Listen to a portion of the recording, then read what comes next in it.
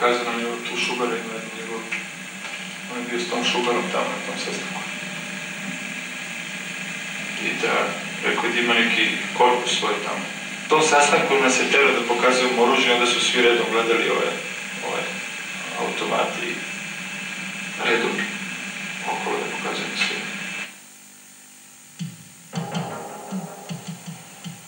Noću 29. studenog godine 1990. u Dvoru na Uni policijska patrola zaustavila je automobil beogradske registracije. U njemu su bili Dušan Bandić, Željko Ražnatović-Arkan, Zoran Stevanović, svi iz Beograda, te Dušan Carić iz Dvora na Uni. Ražnatović i Stevanović bili su naoružani pištoljima i automatskim pištoljima Heckler, a svaki od njih za pojasom je imao obješenu bombu. U istrazi je utvrđeno da su pritvoreni, pripremali i organizirali terorističke akcije u Hrvatskoj. Vraćali su se sa sastanka ratnog vijeća u selu Golubići na doma Knina. Njihove biografije ponajbolje govore tko je pomagao kninsku pobunu koja mjesecima potresa Hrvatsku i koja je trebala poslužiti za rušenje legalnih organa vlasti u Hrvatskoj izabranih na prvim poslijeratnim višestranačkim izborima. Za taj plan napada na Hrvatsku trebali su poslužiti i okorjeli kriminalci, kao što je Željko Ražnatović-Arkan, rođen 52. godine u Brežicama, sin pukovnika. Arkan je 3 puta suđen kao maloljetnik zbog provalnih krađa i razbojstava. Godine 1975. izvršio je 5 oružanih razbojničkih prepada na draguljarnice i banke u Švedskoj. Godine 76. u Belgiji je izveo 8 oružanih prepada na draguljarnice. Tamo je osuđen i na 10 godina zatvora. Godine 79. Željko Ražnatović-Arkan pobjegao je iz briselskog zatvora. 1980. u Nizozemskoj je uhapšen zbog oružanog prepada na draguljarnicu i krznariju, te osuđen na 7 godina zatvora. Iste godine pobjeći će iz zatvora i u Nizozemskoj. U beogradskom podzemlju spominje se Ljuba Zemunac kao glavni pomagač Arkanov pri svim tim bježanjima iz zatvora. 1981. nakon što je uhićen u Frankfurtu na Majnu, pri oružanoj pljački na draguljarnicu i zlatarnicu pobjeći će iz zatvorske bolnice. I 1983. nakon hapšenja u Bazelu ponovno bježi iz zatvora. Pri bijegu se uvijek koristi oružjem, a pomažu mu pripadnici međunarodne kriminalne bande čvrsto povezane s beogradskim podzemljem. Taj vatreni navijač Crvene zvezde, pripadnik beogradskih Delija, jedna je od glavnih veza između Knina i Beograda. U svom slastičarnica restoranu Ari u blizini stadiona Crvene zvezde od srpnja 1990.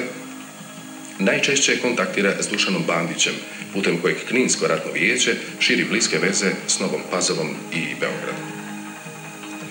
Tamo Bandić po zadatku skuplja novac, prehrambene namirnice, ali i oružje za kninsku pobunu. Agitira za odlaske Novopazovčana i militantnih grupa iz Beograda i njegovog podzemlja za odlazak na kninske barikade. Dušan Bandić, koji traži od svojih jataka da ga zovu četničkim vojvodom, rođen je 28. u Gračacu.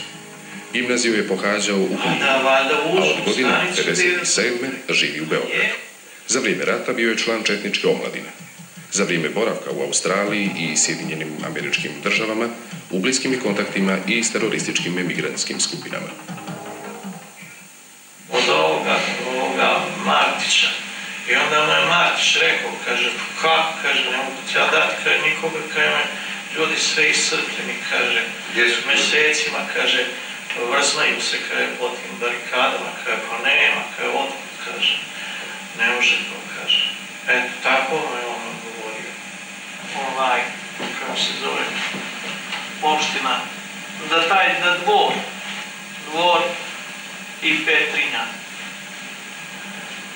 To da uđe u sklop ovih opština, kaže, tu je Srb, Gračac, Knin, onda šta nas, nabrojio je tamo 5-6 i kaže, to bi onda bilo, kaže, autonomna oblast, kaže, isto kao Kosovo.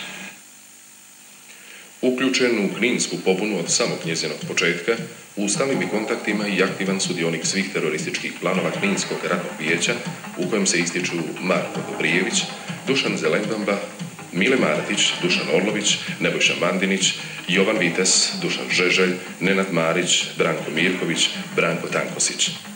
sastanku ratnog vijeća u selu Golubići 28. studenog prošle godine, kojem su nazočni i Dušan Carić, Miloš Knežević, Ljuban Dragosavljević iz Dvora na Uni, priključuje se trojka iz Beograda, Ražnatović, Stevanović i Bandić.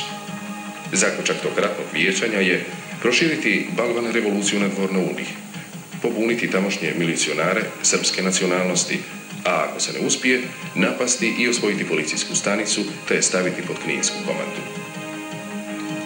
Na ratnom vijećanju u Golubiću dogovara se i nabavka oružja i eksploziva. Branko Krneta, agilni beogradski pomagač kninske pobune, pribavit će kao dobrovoljni prilog vrijedan 140.000 dinara 6 pušaka.